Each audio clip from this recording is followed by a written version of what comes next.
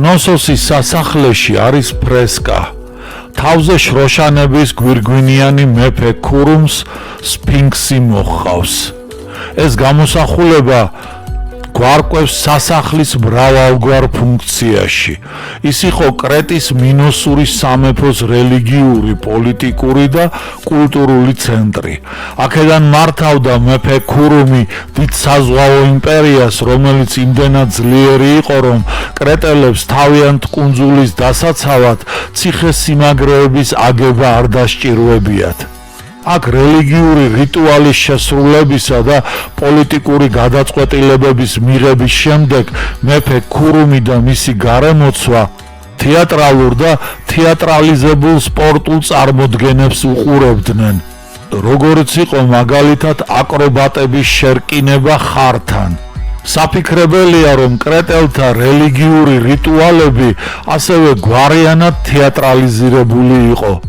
მინოსურ კრეტაზე თეატრის შენობა მაფიქრებინებს, რომ თეატრი აქ გაჩნდა ისევე როგორც მათი რელიგია კულტურათა დიალოგის წყალობით, კერძოდ ეგვიპტელთა მისტერიებისა და კრეტელი პელაზგების ხალხურ სახეობათა სინთეზის შედეგად, რაც თავის მხრივ საფუძვლად დაედო კლასიკური ხანის ბერძნულ თეატრს.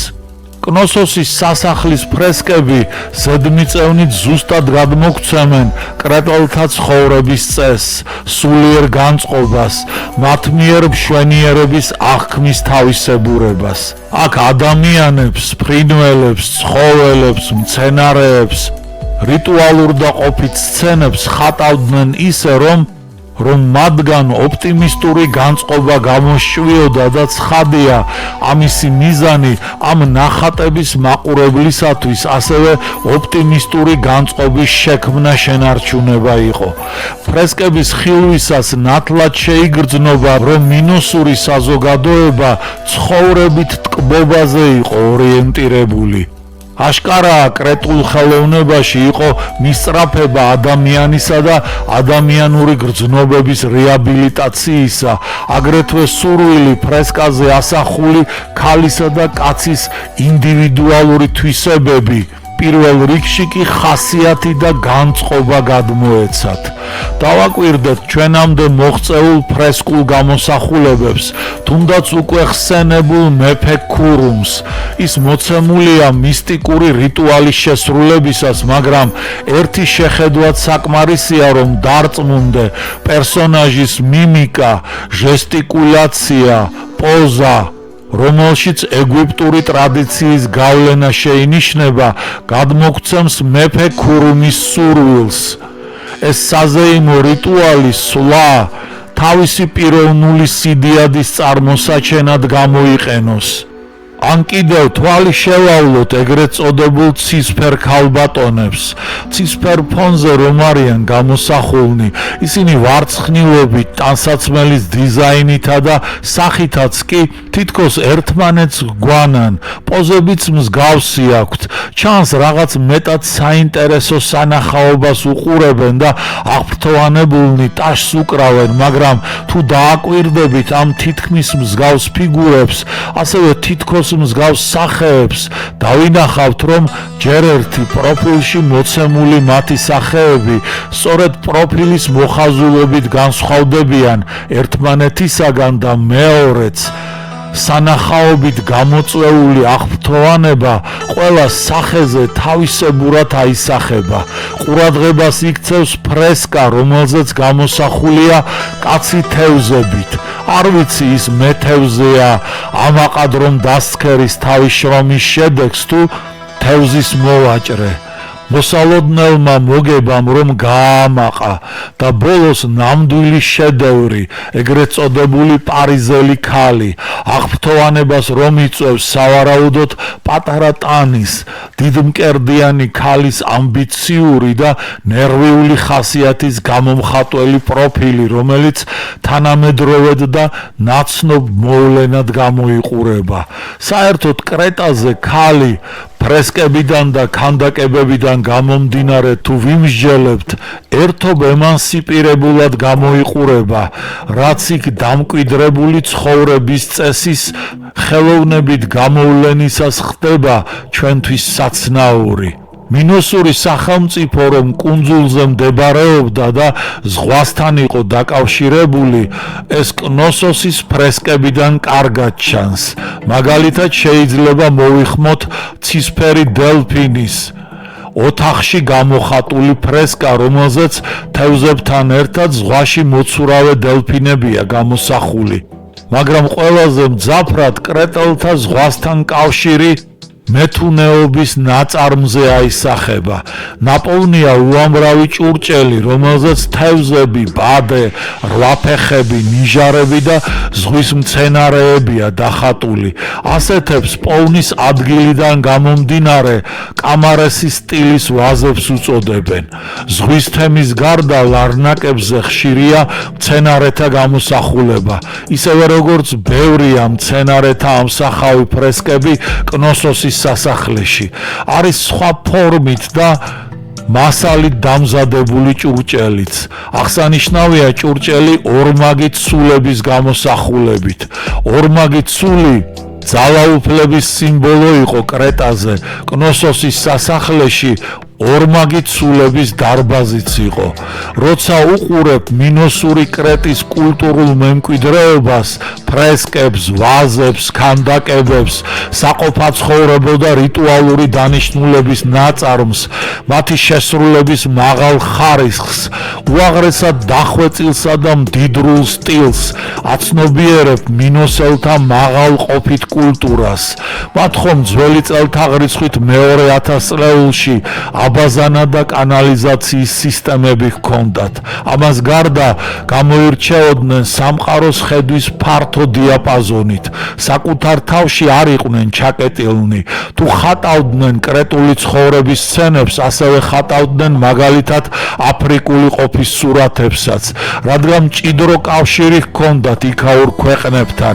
როცა უყურებ ფრესკებზე გამოსახული საცირკო და სპორტულ სანახაობებს, ნახულობ სოფლიოში უძველესი თეატრის შენობას. რწმუნდები, რომ კაცობრიობა კრეტელ პელაზგებს უნდა უმადლოდეს თეატრის, ცირკისა და სპორტული ასპარეზობების ჩამოყალიბებას. მინოსური კრეტის ყოფა შემოქმედებითად დატვირთული, სანახაობრივად მრავალფეროვანი და მდიდრული იყო. ამან წარმოშვა არსებული ზოგიერთი არასწორი შეხედულება მათ შესახებ. კერაბი წერდა, ევანსმა აქ ნამდვილი საოცრებანი ნახა. აქ უცხოვრია ხალხს.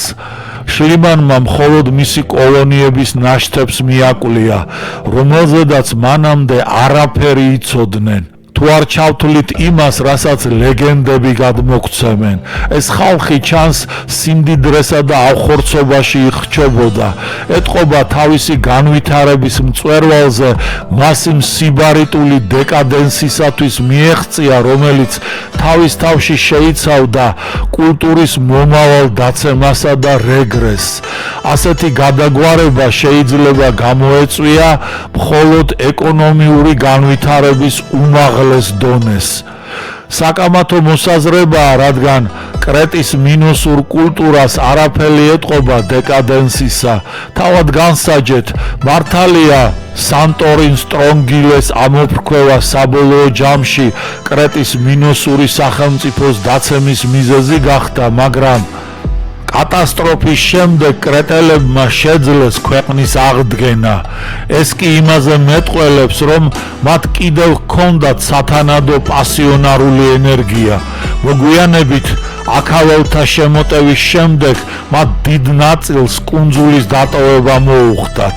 პალესტინაში გადასახლდნენ და გახდნენ ფილისტიმელები, რომელთა ისტორიული ტრადიცია განიხილავს როგორც კრეტიდან ეგვიპტური წყაროებით ქაფთორიდან გამოსულებს.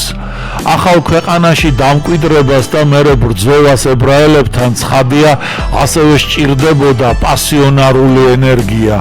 აქაველთა შემოტევამ კონტინენტზე და კუნძულებზე მცხოვრები პელაზგები აიძულა ჯერ მცირე აზიის ნახევარკუნძულზე გადასახლებულიყვნენ და მერე აქედან აპენინის ნახევარკუნძულზე ეტრურიაში. ასე რომ ეგეოსის ზღვის კუნძულებზე და მის სანაპიროებზე მცხოვრებ პროტოქართველურ ტომებს ნამდვილად არ ემუქრებოდათ ეროვნული ენერგიის ამოწურვის წყალობით გამოწვეული ულაჯობა. ისინი ბუნებრივი კატაკლიზმების და ბერძენთა ეთნიკური ექსპანსიის მსხვერპლნი გახდნენ. მათი კულტურა, როგორც მოგახსენეთ, გასაოცრად ოპტიმისტური ჟღერადობისა იყო და რაც ამ ხალხის ხასიათიდან მომდინარეობდა, რის შესახებაც მეტად საყურადღებო მოსაზრება აქვს პროფესორ რისმა გორდეზიანს. პირველი, რაც ადამიანს მინოსური ხელოვნების გაცნობისას მოიცავს, ესაა მისი საოცრად ახალგაზრდული სული და მართლაც თითქოს საგანგებოდ თითქმის ყველგან, სადაც კი გამოსახულია ადამიანი, წარმოდგენილია ახალგაზრდა. სადაც კი გამოსახულია ბუნების სურათები, წარმოდგენილია მცენარეთა ყვავილობის პერიოდი. ხანდაზმულობა, მიძინება, ჭკნობა, როგორც ჩანს, არ იზიდავდა კრეტელ მხატვრებს. უთუოდ იპყრობს ყურადღებას კრეტული ხელოვნების თემატიკის ეგრეთ წოდებული იმპრესიონისტული ხასიათი. მინოსური ეპოქის მხატვარს ძველი აღმოსავლეთის ხელოვანთაგან განსხვავებით აინტერესებს არა იმდენად ისტორიული მოვლენის, რომელიღაც ისტორიული თუ მითოლოგიური პირის უკვდავყოფა, რამდენადაც ერთი შთაბეჭდილებით მიღებულ განცდათა ხაზისა და ფერების საშუალებით გამოტანა. სწორედ ამიტომ ესოდენ მოჭარბებულია კრეტულ ხელოვნებაში მცენარეული და ცხოველური სამყარო. ადამიანი კი მეტწილად წარმოდგენილია ბუნების ფონზე ან რაღაც ყოველდღიურ ცხოვრებისეულ ეპიზოდებთან დაკავშირებით.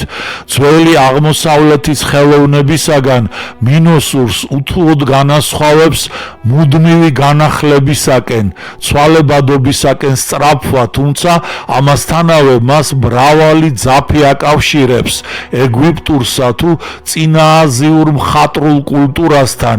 არსებითი ისაა, რომ მინოსელი მხატვარი ბევრად უფრო გაბედულია მხატვრულ კანონთა დარღვევის საქმეში. ამ შეფასებაში ზედმიწევნით ზუსტად არის მოცემული მინოსური ხელოვნების ძველი აღმოსავლურისაგან განსხვავებულობის საფუძველი. მუდმივი განახლებისადმი ცვალებადობისაკენ სწრაფვა. ეს იმ კულტურისათვის არის დამახასიათებელი, სადაც როგორც უკვე მოგახსენეთ, ადამიანური გრძნობები რელიგიური დოგმებით კი არ არის შებოჭილი. ის გარემომცველ რეალობას პირველ რიგში ადამიანსა და ბუნებას ერთხელ და სამუდამოდ დაკანონებული უცვლელი ხედვის კუთხით კი არ უყურებს, არამედ მის მიერ სამყაროს აღქმა დინამიურია. აქ არის ტკბობა სიცოცხლით, სილამაზით, მოძრაობით, ფერთა სიუხვით, ინდივიდუალური განსაკუთრებულობით. ამან კი მინოსელთა არქიტექტურას თავისი კვალი დააჩნია. მონუმენტურს არსებითად მეგალითურს, ლაბირინთის ტიპის უზარმაზარ სასახლეებს მხოლოდ მათთვის დამახასიათებელი სიმსუბუქე და ჰაეროვნება შესძინა. ამ სასახლეებში რამდენიმე ასეული ადამიანი ცხოვრობდა, ხოლო მათ სარდაფებში სურსათის დიდი რაოდენობა ინახებოდა. კერამი წერს, ევანსმა არ დაიზარა, გამოეთვალა საკუჭნაოს ყველა პითოსის საერთო ტევადობა. იგი უდრიდა 75,000 litrს. ასეთი ყოფილა სასახლის მარაგი. ამდენი პროდუქტი, ხალისიანი, სიცოცხლის დამამკვიდრებელი ფრესკებით მორთული სასახლის დარბაზები, ოთახები და ტალანები, თეატრალური სანახაობები, უაღრესად მრავალფეროვან და გემოვნებით ნაკეთებ ჭურჭელთან ერთად ქმნის შთაბეჭდილებას, რომ კნოსოსისა და სხვა მინოსური სასახლეები დაუსრულებელი ზეიმებისათვის აგებული სივრცეები იყო.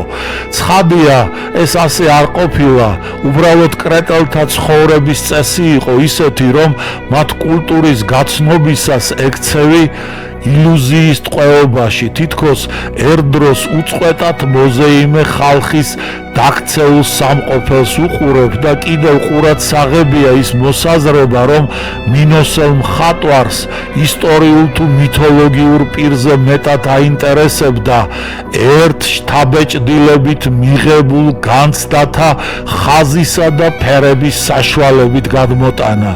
თუ დაუკვირდებით ამ ნათქვამს, დავინახავთ, რომ ეს თვისება კარგად მიესადაგება ქართულ ხასიათს და მინოსელ მხატვარზე თქმულს თუ ქართველურ წარმოშობის შემოქმედებაზე გადავიტანთ, აღმოვაჩენთ ზოგად დამახასიათებელს ქართული შემოქმედებითი აზრისას. ეგეიდელი პელაზგების ეროვნული ხასიათი, მათი მსოფხედველობა იყო საფუძველი იმისა, რომ ამ ხალხმა, როგორც უკვე ვთქვით, არა მარტო ეგვიპტურ ღმერთებს შეუცვალა სახელები, არამედ ისინი გააპელაზგურა კიდეც, რაც არსებითად მათ გაადამიანურებას ნიშნავდა. თუ ძველი ეგვიპტის პანთეონის ასეთი გარდაქმნა შესძლეს პელაზგებმა, მაშინ სრულიად არ არის გასაკვირი, მიუხედავად იმისა, რომ მათ ხელოვნებას მძლავრი ძაფი აკავშირებს ეგვიპტურსა და წინააზიურ მხატვრულ კულტურასთან, მოახერხეს დაემუშავებინათ და გარდაექმნათ ეს კულტურა, ღმერთების მსგავსად გაეპელაზგურებინათ ის, რაც ძველი აღმოსავლეთის ხელოვნებისაგან შეითვისეს. მიეცათ მისთვის არა მხოლოდ განსხვავებული ფორმა, არამედ კიდევ უფრო მეტად შეეცვალათ შინაარსი. ამის შედეგად კი მივიღეთ სრულიად სხვა კულტურა, რომელიც ვიმეორებ, გახდა საფუძველი ბერძნულ რომაული კულტურისა. ასე რომ უდავოა ეგეიდელთა პელაზგების როლი ანტიკური ევროპის კულტურის ჩამოყალიბების საქმეში. ამ თვალსაზრისით მათი საქმიანობა უთანაბრდება იმას, რასაც ორთოდოქსი ატლანტოლოგები მიაწერდნენ ატლანტისელებს. მით უმეტეს, რომ მინოსური კრეტა არის კიდევაც პლატონისეული ატლანტისის პროტოტიპი, მაგრამ მე ვფიქრობ, რომ ობიექტურობა ითხოვს ამ საკითხს უფრო მასშტაბურად შევხედოთ. მინოსური კრეტის კულტურა უდაოდ ყველაზე დიდი გამოვლინებაა ევროპის კონტინენტზე კავკასიიდან დაძრული პროტოქართველური ტომების ცივილიზატორული საქმიანობისა. ცხადია, ეს არ ყოფილა მათი ერთადერთი ქმედება. დიდი მნიშვნელობისა რომ იყო ამასთან მხოლოდ ევროპისათვის ნაღვაწი, ოღონდ ამჯერად მათი საქმიანობის ეს კუთხე გვაინტერესებს. ამისათვის საჭიროა გონების თვალით გადავწვდეთ პროტოქართველური ტომების იმ შორეულ წარსულს. აქ უდიდეს სამსახურს გაგვიწევს ქართველი მეცნიერი ალექსანდრე გვასალია, რომელსაც თბილისში 1927 წელს დაუბეჭდავს პატარა წიგნი სათაურით ქართველთა უშორეულესი წინაპრები. ნაშრომის თემა საუკუნის დამდეგისათვის ესოდენ პოპულარულ პირველყოფილი საზოგადოების პრობლემებსა და კერძოდ ენის ჩასახვის საკითხს შეეხებოდა. იმისათვის, რომ მკითხველისათვის ნათლად დაენახვებინა მსჯელობის საგანი, ავტორმა მოიხმო ციტატები რიგი ცნობილი მეცნიერების, სახელდობრკი რენკეს, ვეილის, ენგელსის, გეკელის, მორეს, დავის, ტეილორის, ნიკოლსკის, გოროცცევის და უზნაძის შრომებიდან. ისეთი მოსაზრება, როგორიც მაგალითად გრიგოლ ნათაძეს აქვს გამოთქმული. როდესაც ადამიანები უფრო და უფრო ხშირად ხვდებოდნენ ერთმანეთს, მაშინ საგნების სახელებიც დასჭირდათ. თავდაპირველად ადამიანი საგნის სახელსაც ხმით ხატავდა. ის ცდილობდა ისეთი ხმით გამოეხატა საგნის სახელი, რომელიც ამ საგნის ბუნებას მოაგონებდა. შემდეგში ამ ხმებისაგან სიტყვა წარმოსდგა. საზოგადოდ პირველი ადამიანის სიტყვები ბუნების მიბაძვა იყო. ციტატა მოტანილია 1920 წლის გამოცემულ გრიგოლ ნათაძის წიგნიდან პირველყოფილი კულტურა, გვერდი 68. შემდეგ ამისა ალექსანდრე გვასალია ცდილობს ქართულ ენაში იპოვოს ამ პროცესის ამსახველი მაგალითები. ახლა შევეხოთ ქართველ ტომთა სიტყვებს და შეიძლება მათში ზემოხსენებული თეორიების განაღდება ვნახოთ. თუ ცეცხლის სახელწოდებაში პირველყოფილი ენის ბუნებასაც დაურთავთ, მაშინ ცხადია ქართველ ტომთა წინაპრებს ჟამთა ვითარებაში თანდათან სხვადასხვა სახელწოდებით ცეცხლის მოპოვებაში, შემოღება აღმოჩენაში პრიორიტეტი უნდა მიენიჭოს. ქართულად ცეცხლი, მეგრულად დაჩხირი, აფხაზურად ამცა. საგულისხმოა, რომ ჯოხის ხის ნაწილის სახელწოდება მეგრულ ენაში ცეცხლის სახელწოდების შემადგენლობაში შედის. დაჩხირი. ყველამ კარგად ვიცით თუ რა არის ჩხირი. ვიდრე დას განმარტება შეუდგებოდეთ, უნდა ვახსენოთ, რომ სიტყვა ჩხირის წარმოშობა წამბაძველობის ნიადაგზე შეიძლებოდა. თუ იმას წარმოვიდგენთ, რომ პირველყოფილი ადამიანი ჯოხს გადატეხდა, არავითარი დანა მას არ მოეპოვებოდა. თავისთავად ცხადია, რომ ჩხირის ბოლოები უსწორმასწორო იქნებოდა, ხშირად ნაპირებზე პატარა ფირფიტებით. ცეცხლის მოსაპოვებელი ოპერაციის დროს სწორედ და მხოლოდ ამ პატარა ფირფიტებს შეეძლო ჩხრიალი გამოეღო და ბუნებრივად ადამიანმა ამ ჯოხს ჩხირი უწოდა. გადაჭრით ვამბობ, რომ მხოლოდ ასეთი ახსნით შეიძლება სიტყვა ჩხირის წარმოშობა გაგებულ იქნეს. საინტერესო ისაა, რომ ქვედა ფიცრის როლს ნაკვე ჩხირი ასრულებდა, მხოლოდ იმ განსხვავებით, რომ თუმცა ეს ჩხირი იყო მხოლოდ ნაკვა, ალბათ ქვევითი შინაარსით. ნაკვაში უეჭველია კვა ქვას ნიშნავს. ალბათ ეს შედარება გვიანი დამატებაა და იმ ხანას ეკუთვნის, როდესაც არამც თუ ცეცხლის ნაცარში შენახვა ერთ ადგილზე დაბანაკებისას ცოდნიათ, არამედ ნამდვილი კერის გაჩაღებაც. ხოლო და და ნა ეკვივალენტები უნდა იყოს და ქალს უნდა გამოსახავდეს. დადია და ნანა, ორივე დედა. ამრიგად აშკარაა, ცეცხლის მოპოვება შენახვის პროცესში ქართველ დედაკაცს წარსულში მონაწილეობა მიუღია. ქართველთა ტომს, მეგრელებს შორეულ წარსულში ცეცხლის ხელოვნურ მოპოვებაში მონაწილეობა მიუღიათ. ცխ, ჩხ ერთი და იმავე ბუნებისაა. ამას პროფესორი წერეთელი გვიმოწმებს. სუმერული და ქართული სათაურით ჟურნალ გვირგვინში მოთავსებულ წერილში. გვირგვინი გვერდი 115 1912 წელი თბილისი. სადაც ამბობს ზაღ, ცაღ, შეწვა, წვა, იზახ, იცახ, იცი ცეცხლი, ქართული ცխ, შხ, ჩხ, წვ. აქვე მიგვითითებს, იხილეთ საღწვა, ქართული, ცია, ციაგი, ცეცხლი და სხვა და 100 გვერდზე, სახ, ზაღწვა, ქართული, ცხ, ჭანმეგრული, ჩხ, ჩქ, სვანური, შხ, ცეცხლი, ცხელი და სხვა მეგრული, დაჩხირი, სვანური ლიშხი, წვა ქართული, ნახშირი, ნახშირი, ჭანმეგრული, გრნიშქერი, რაც დამწვარია, აგრეთვე დიშქა, რაც დასაწვავია, ქართული, შეშა, სეშა, სიშა, ძირი წვ. წარმომდგარი უნდა იყოს ძირისაგან შხ, ცხ და სხვა. ძირი ცხს წარმოშობა ადვილი გასაგებიც იქნება, თუ მივიღებთ მხედველობაში, რომ ხის ფხვნილი, რომელიც ზემოხსენებული თეორიების მიხედვით საჭიროა ცეცხლის დასანთებად, ხოლო არავითარ ხმაურს არ გამოიღებს, რომ სიტყვის წამბაძველობით ნიადაგზე წარმომშობი მომენტი ვეძიოთ მასში. ცეცხლის გაღვივებისას კი საჭირო იქნებოდა ან თივა, ან ბურბუშელა, რომელსაც შეეძლო გამოეღო ხმაურობა ცხუნი. მეორე განმარტებაც რომ მიუმატოთ, რომ ელვის საშუალებით ტყეს ცეცხლი გაუჩნდებოდა, აქაც პირველყოფილი ადამიანები ცხრიებს მოისმენდა.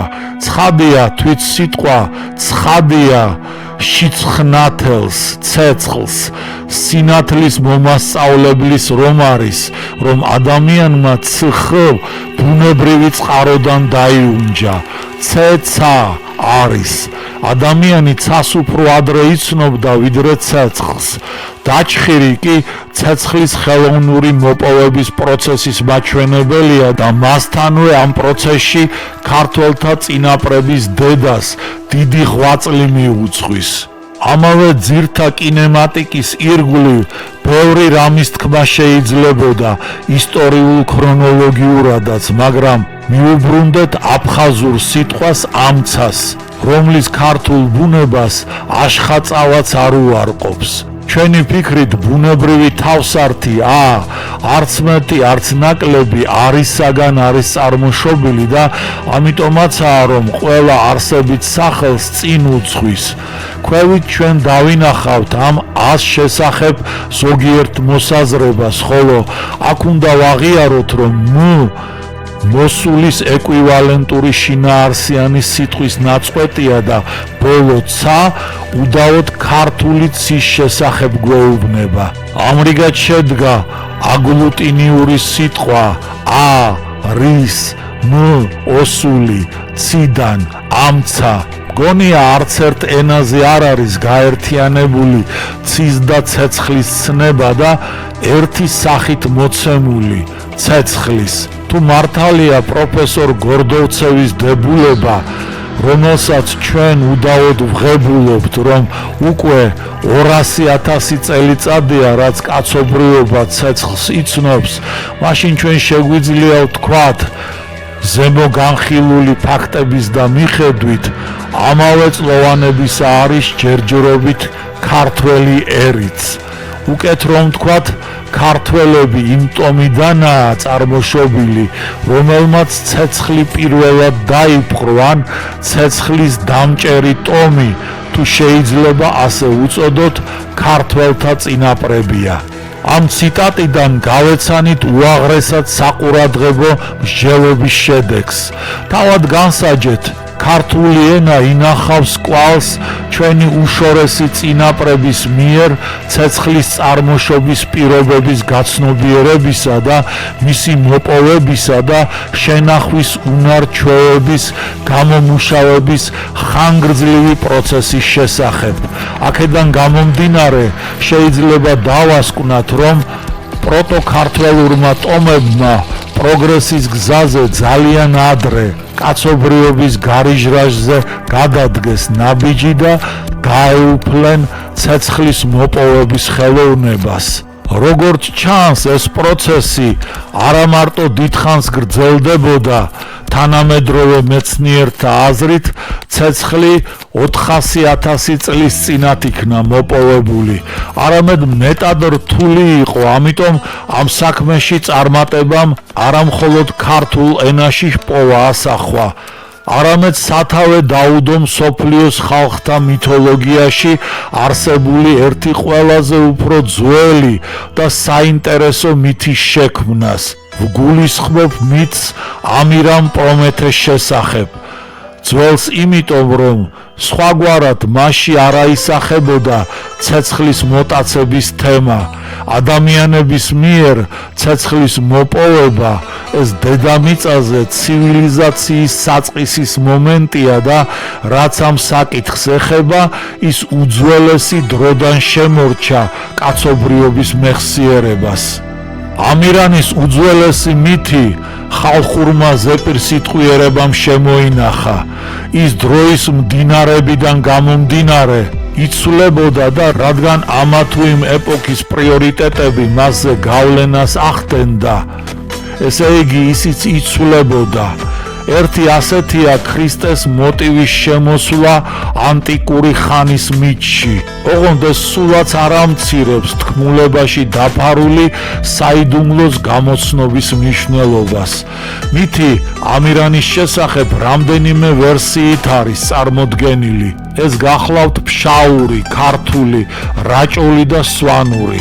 ამ ვერსიების მიხედვით შეგვიძლია დავადგინოთ ამირანის წარმომავლობის, ინდივიდუალური ნიშან-თვისებების, მისი გმირული საქმიანობის, ყამარის მოტაცებისა და გმირის მიჯაჭვის ამბების სიმბოლური მნიშვნელობა. უნდა ვიფიქროთ, რომ თქმულებაში აირეკლა კაცობრიობის განვითარების ის პერიოდი, როდესაც ადამიანები შემგროვებლობითა და რაიმეს მონადირეობით ირჩენდნენ თავს. თქმულებათა მიხედვით ამირანის დედა, ნადირობის ქალღმერთი, ოქროს ნაწნავიანი დალია, მამა კი მონადირე სულკალმახია. ამირანს ოქროს კბილი ჰქონდა. ეს ამირანის ღვთაებრივი თუ ნახევრად ღვთაებრივი წარმოშობის მანიშნებელია. დალის ეპითეტი ოქროსთმიანი, ოქროს კბილით ცნობდნენ დევები გმირს. საყურადღებოა, რომ მის ძმობილებს ზურგზე, ბეჭებს შვა, ბზისა და მთვარის ნიშნები ჰქონდათ, რაც ამირანის ციურ სხეულებთან, იმ ორ მთავარ მნათობთან კავშირებს მიუთითებს. მოგვიანებით ქართველურ ტომთა ღვთაებებად რომ იქცნენ. ამირანის გარეგნობაც განსაკუთრებულია. მას აქვს საცრისოდენა თვალები, 12 უღელი ხარკამეჩის ძალა და მგლის მუხლი. ამირანი ბოროტებასთან მეომარი გმირია, წარმატებით ებრძვის მოძალად დევებს. ამირანი დევი ბაყბაყი ჩასაუბრობენ მტრულა ხმალზე ხელი აქვს ამირანს, ცხარე ომი აქვს გულა და ამირან დევი შაიბნენ, მიწას გაქონდა გრიალი, ამირანმა დევი დასცა, დააწყებინა ღრიალი.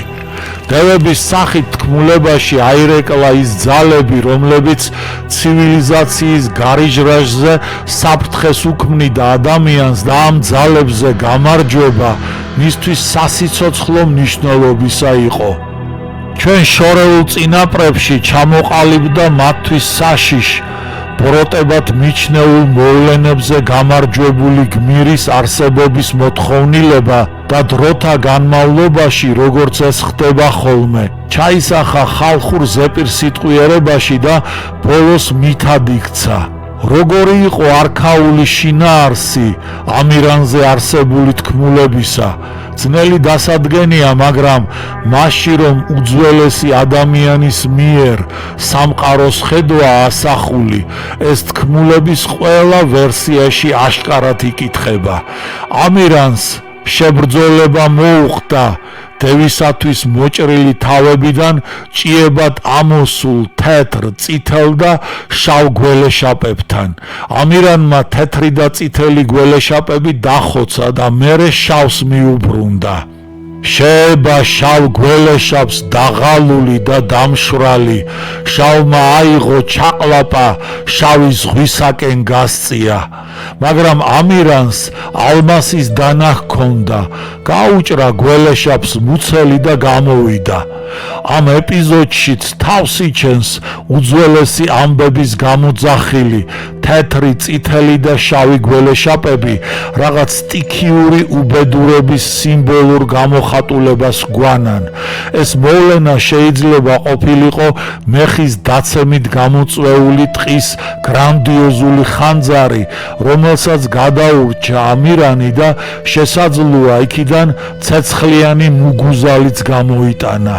ყოველ შემთხვევაში შავი გველეშაპის სტომაქიდან გამოსული ამირანი ცეცხლიდან გამოღწეულს თმა და წვერულა შეტრუსულს ჰგავს. ამირანი დაიბადა გოჩსა ჰგავდა ხუხულასა, წვერ ულვაში გასცვივნოდა, ჩაეყარა ტომარასა. გავიხსენოთ გველეშაპის სხვა სახელიც, ქარცეცხლი. ტყის ხანძარი სწორედ მაშინ არის მძვინვარე, როცა ძლიერი ქარი ქრის. თქმულებაში სიყვარულის თემაც შემოდის და ეს მაშინ ხდება, როცა დამარცხებული დევი შებრალებას თხოვს ამირანს და თან ლამაზი ქალის ადგილსამყოფელის თქმასაც ჰპირდება. ზღვის გაღმა ქალი გასწავლო, სახელად ყამარ ჰქვიანო. ამირანს უნახავად შეუყვარდა ყამარი, რომლის მამა ქაჯების ბატონი ყოფილა და ქაჯებისა და ეშმაკებისაგან შემდგარი ზეციური მხედრობა ახლავდა. ფშაური თქმულების მიხედვით ყამარი ზღვისპირას მდგარ კოშკში ცხოვრობდა, ხოლო მშობლები კი ცაში ჰყოლია. სვანური თქმულების მიხედვით ქალი ცხოვრობდა ცაზე ჯაჭვით ჩამოკიდებულ კოშკში. ეს ჯაჭვი ამირანმა გაწყვიტა, კოშკი ჩამოვარდა და გმირმა ნახა ქეთუ, ასე ჰქვია სვანურ ვერსიაში ყამარს. ამირანს ყამარის მამა შეებრძოლა. ამირანის ხმალი ყამარის მამის მუზარაც ამირანის ხმალი ყამარის მამის მუზარაც მოხვდებოდა, ნაპერწკლის ცეცხლი ემთებოდა.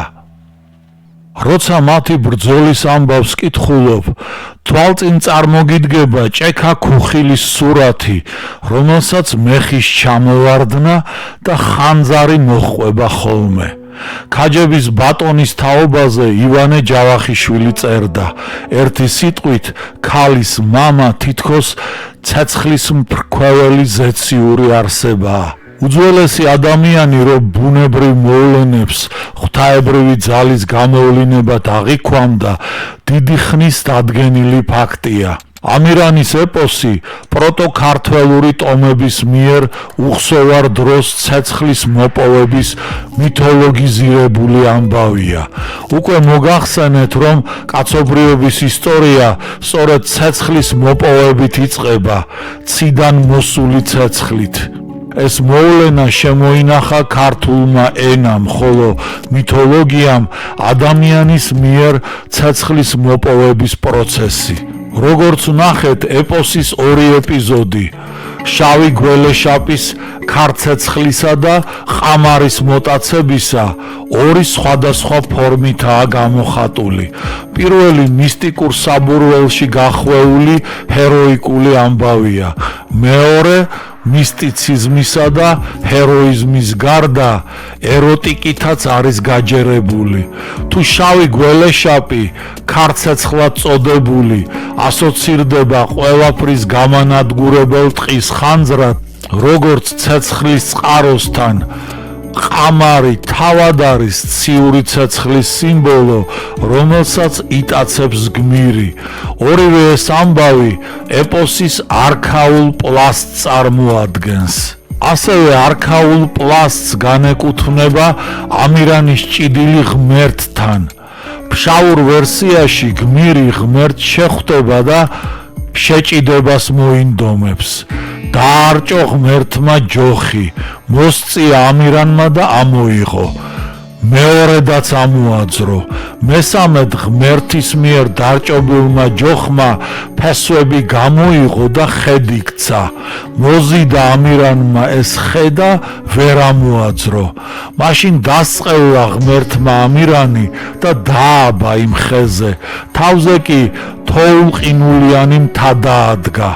ამირანის გოშია დღედაღამ ლოკავდა ჯაჭვს. ათხელებდა და როცა ჯაჭვი უნდა გაწყვეტილიყო, მჭედელი დაჰკრავდა გრდემს და ჯაჭვი ისევ სქელდებოდა. ქართულ ვერსიაშიც თითქმის ასეა.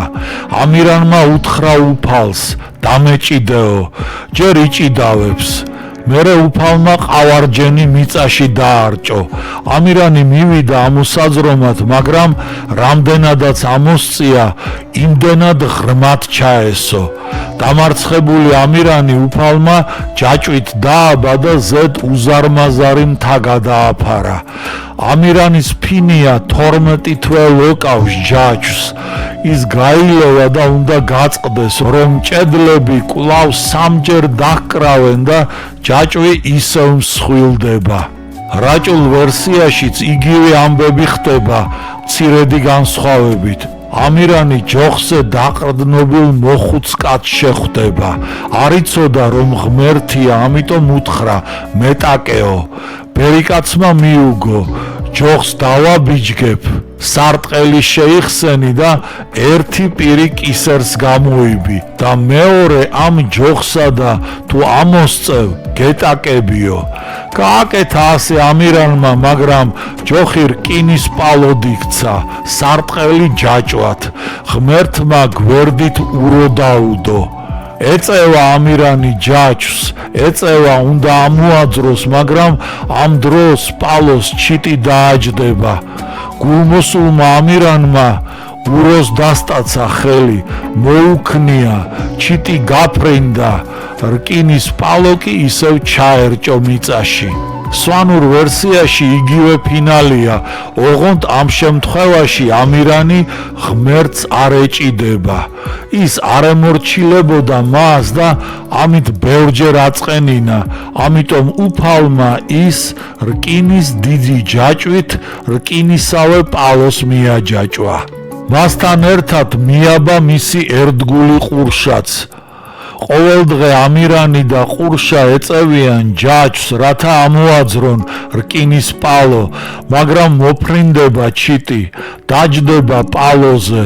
გულმოსული ამირანი მოუქნევს უროს, ჩიტი გაფრინდება, ურო მოხვდება პალოს და ძირამდე ჩაარჭობს.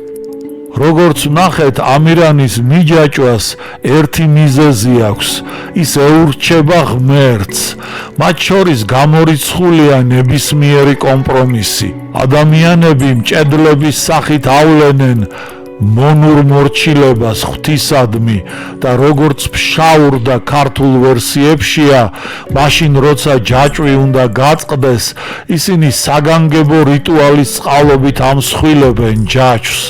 თავად ამირანი კი უგუნურებას ავლენს, როცა უაზროდ ბრაზდება და პალოზე ჩამომჯდარ ჩიტს უროს უქნევს. ამით კი თავის მიჯაჭვას კიდევ უფრო ახანგრძლივებს. აქ ნათლად ჩანს, რომ მიჯაჭვის ეპიზოდიც არქაული პლასტია ეპოსისა, რომ ადამიანს მისთვის აუხსნელი და დაუძლეველი ძალები ღმერთად ჰყავს მიჩნეული და უპირობო მორჩილების მეტი აღარაფერი დარჩენოდა. იმ უძველესი დროის ხალხის მიერ შექმნილი გმირის შესაძლებლობები რეგლამენტირებულია. მას შეუძლია ღმერთს აუმხედრდეს, მაგრამ გამარჯვების იმედი არ აქვს. ამირანის თქმულების არქაული პლასტები ძალიან ძველი ჩანს. ისინი დიდ პასიონარულ ბიძგამდე რამდენიმე 1000 წლით ადრე უნდა შექმნილიყო. ეს იმ სასტიკი და ძალადობით ახსავსე გარემოდანაც ჩანს, სადაც თქმულების გმირი მოქმედებს. ამიტომ დაბეჯითებით შეიძლება ვთქვათ, რომ ამირანის ეპოსი, რომელიც ცეცხლის მოპოვების ამბავს შეეხება, ასახავს კაცობრიობის ცივილიზაციის საწყის მომენტს, რადგან ადამიანთა საზოგადოებრივი განვითარება ცეცხლის მოპოვებით იწყება. ძველი წელთაღრიცხვით მესამე 1000 წლეულის მეორე ნახევარში პროტოქართველურმა ტომებმა ამირანის თქმულება, როგორც საკუთარი ზეპირსიტყვიერება ეგეიდაში ჩაიტანეს. იქ კი სავარაუდოდ კრეტა მიკენის დიდი პელასგური კულტურის წიაღში მითი გადამუშავდებოდა და მიიღებდა ახალ დასახელებას და გარკვეულ მხატვრულ სახეს. ვიდრე მოგვიანებით ამას აღწერდა ჰესიოდე თავის თეოგონიაში. ბოლოს კი ესქილე ამ თემაზე შეთხზავდა ტრაგედიებს: მიჯაჭვული პრომეთე, განთავისუფლებული პრომეთე და ცეცხლოვანი პრომეთე. ეგეიდაში არსებული კულტურული გარემოს შესაბამისად მითი განვითარდა. კლასიკურ ვერსიაში ეს გმირი, აქ უკვე პრომეთე, ადამიანთა მოდგმის შემქმნელად არის მიჩნეული. გადამუშავებული მითის მიხედვით პრომეთეს თავგადასავალი ასეთი გახლავთ: ტიტან იაპეტოს 4 ვაჟი ჰყავდა: მენიოტიოსი, ატლასი, ეპიმეთე და პრომეთე. ეს უკანასკნელი სხვებისაგან იმით განირჩეოდა, რომ წინასწარ მეტყველების ნიჭი ჰქონდა მომადლებული. ზევსის მიერ ძალაუფლების მოპოვებისათვის წარმოებული ბრძოლებისას, როცა ის ტიტანებს შეება, პრომეთემ მიუხედავად იმისა, რომ თავად ტიტანი იყო, ზევსის მხარე დაიკავა, რადგან განსჭვრიტა მომავალი და ახალი თაობის ღმერთების გამარჯვება იხილა.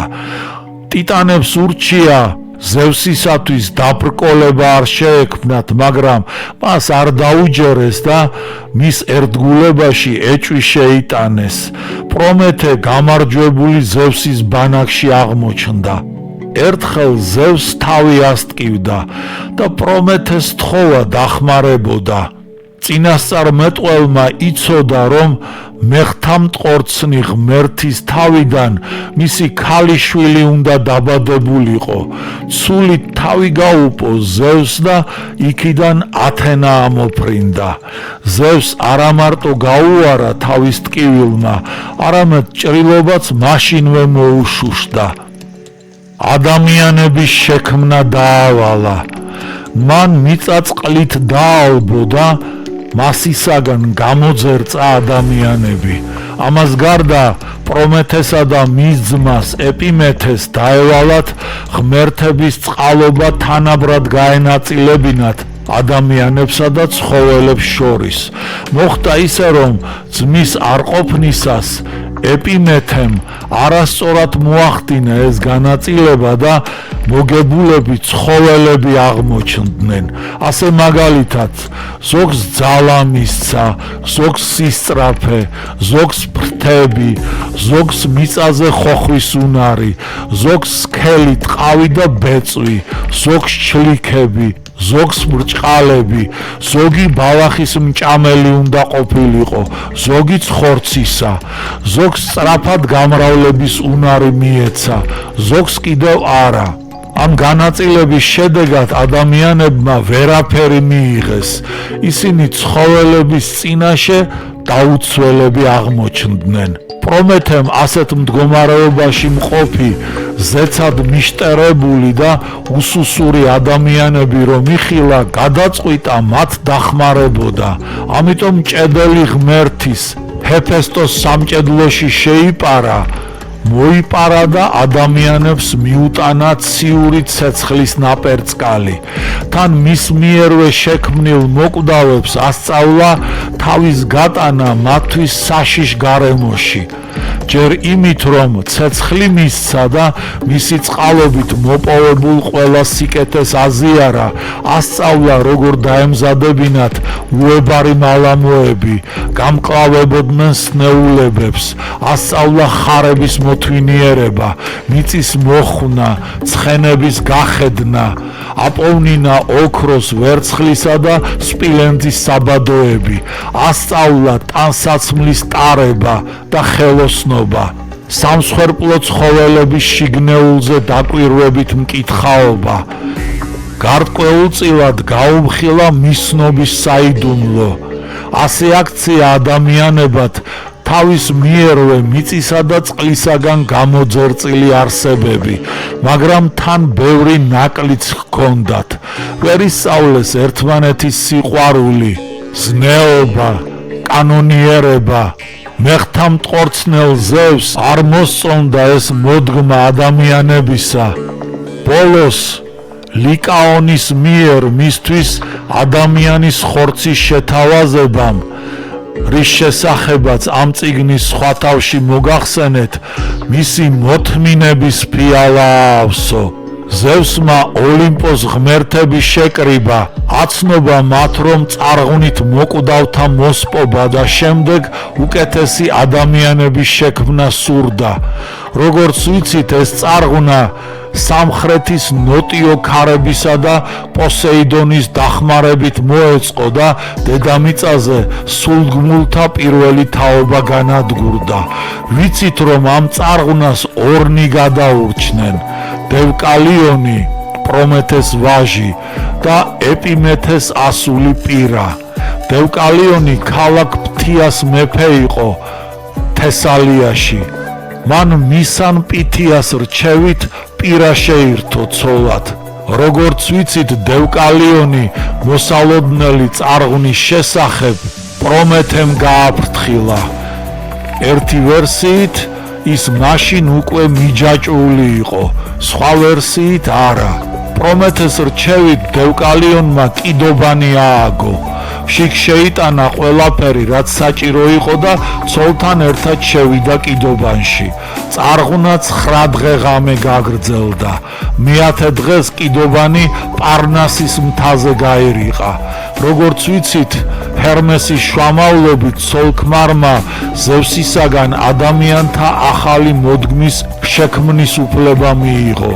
დანაბარებისამებრ შეაგროვეს ქვები და უკან მოუხედავად ხელუკუღმა ისროლეს. წარმოიშვნენ ქალები და კაცები. თიდან ჩამოსულმა დევკალიონმა ზევსის სამლოცველო დააარსა ლიკროსსა და ათენში. დევკალიონსა და პირას შეეძინათ შვილები, ამფიქტიონი, პროტოგენეა და ჰელენოსი, რომლებიც ბერძენ ტომთა წინაპრები გახდნენ.